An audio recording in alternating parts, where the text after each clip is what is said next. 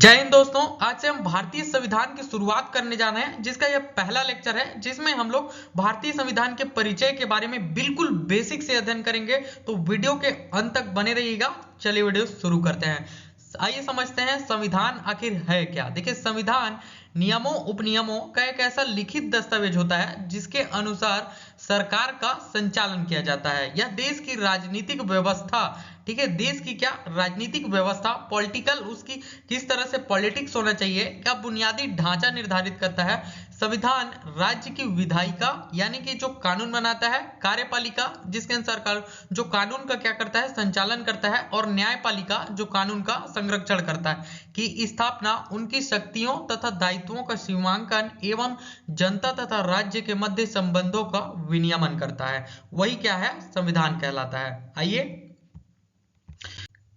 अब समझते हैं राज्य व्यवस्था। देखिए, राज्य व्यवस्था किसी देश की शासन की जो व्यवस्था होती है वही क्या कहलाती है, राज्य व्यवस्था कहलाती है। सिंपल शब्दों में कहें तो अरेंजमेंट ऑफ द गवर्नेंस क्या कहलाती है, राज्य व्यवस्था कहलाती है। ठीक है, आइए समझते हैं राज्य व्यवस्था। तो समझ लिए, अब राज्य समझिए क्या होता है, क्योंकि राज्य से ही राज्य व्यवस्था बना हुआ है। तो राज्य व्यवस्था से जुड़ी जो सबसे प्राथमिक अवधारणा है वो क्या है, राज्य है। ठीक है, तो राज्य का प्रयोग यूं तो विभिन्न प्रांतों, जैसे देख लिए हम लोग क्या कहते हैं, छत्तीसगढ़ हो गया, उत्तर प्रदेश, तमिलनाडु, इन सबको क्या कहते हैं, राज्य कहलाते हैं। ठीक है, लेकिन यहाँ पर राज्य का मतलब किसी प्रांत से नहीं है। ठीक है, आदि को सूचित करने के लिए किया जाता है, किंतु इसका वास्तविक अर्थ किसी प्रांत से ना होकर किसी समाज की राजनीतिक संरचना से होता है। उदाहरण के लिए हम लोग क्या कह सकते हैं कि भारत की सरकार, ठीक है, उदाहरण के लिए क्या हो गया, उदाहरण के लिए हो गया भारत की सरकार, संसद हो गया, न्यायपालिका हो गया, राज्य की सरकारें हो गई, और नौकरशाही से जुड़ी जो सभी अधिकारी की समग्र संरचना ही क्या कहलाती है,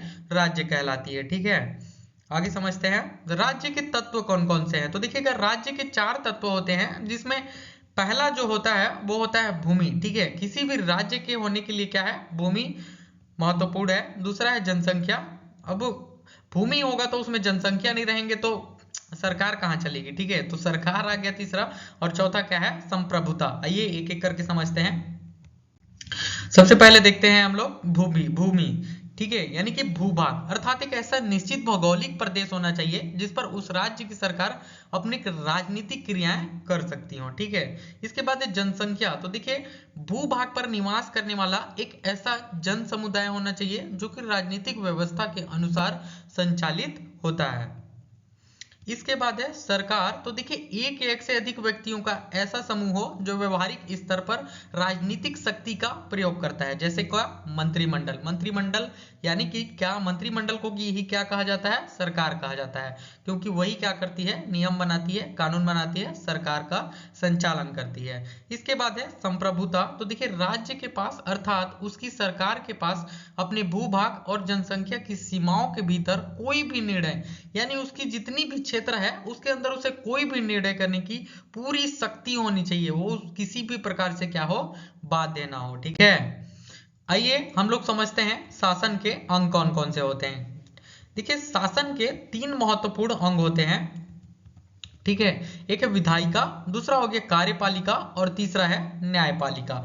विधायिका क्या होता है, तो देखिए विधायिका, ये जो विधायिका होता है इसका कार्य कानून बनाना होता है, यानी कि एक संस्था होगी जो कि क्या करेगी, कानून बनाएगी। इसके बाद है कार्यपालिका। तो देखिए, कार्यपालिका का कार्य कानूनों को लागू करना। जो विधायिका कानून बनाएगी उसे कार्यपालिका क्या करेगा, उन कानूनों को लागू करेगा, इसी के आधार पर शासन चलाएगा। ठीक है, और न्यायपालिका, न्यायपालिका का कार्य, ये जो कार्यपालिका होता है, ठीक है, ये जो कानून चलाएगी तो इसमें कुछ होगा, उसको क्या करेगा, कानूनों की रक्षा करना। न्यायपालिका क्या करता है, कानून की रक्षा करता है। देखिए, इन्हीं तीनों यानी कि विधायिका, कार्यपालिका और न्यायपालिका, इन तीनों की शक्तियों को ही पृथक्करण का सिद्धांत कहा जाता है। याद रखिएगा, इंपॉर्टेंट है। देखिए, संविधान के अंतर्गत हम लोग आज पढ़े भारतीय संविधान का परिचय। इसके अगले चैप्टर में हम लोग भारतीय संविधान की विकास यात्रा के बारे में अध्ययन करेंगे। ठीक है, भारतीय संविधान की विकास यात्रा। वीडियो अच्छा लगा तो चैनल को सब्सक्राइब कर लें। Thank you.